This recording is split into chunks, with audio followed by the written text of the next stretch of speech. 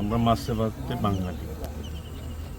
বাংলাদেশের ঐতিহ্য হচ্ছে, বাংলাদেশের মানুষের প্রধান খাদ্য হচ্ছে মাছ।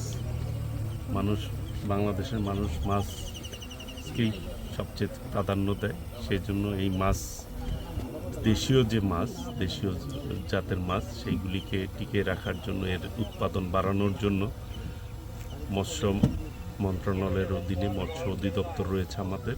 সেই অধিদপ্তরের পক্ষ থেকে সারা বাংলাদেশের জলাশয়গুলিতে, পুকুরগুলিতে, সরকারের যেই আওতাধীন পুকুরগুলি আছে এবং পাবলিক যে পুকুরগুলি আছে, সেইগুলিতে আমরা এই মৎস্য পোনা ছেড়ে থাকি। এর মধ্য দিয়ে এই মাছ যাতে আমরা উৎপাদন বৃদ্ধি করতে পারি, মানুষের চাহিদা মেটাতে পারি, জল যার জ্বালাতার, এবং মৎস্য শিকারীরা যাতে সহজেই সবাই কোনো বাধাবিহীন অবস্থায় এই মাছ যখন বড় হবে সবাই মারতে পারবে এবং খেতে পারবে ইনশাল্লাহ।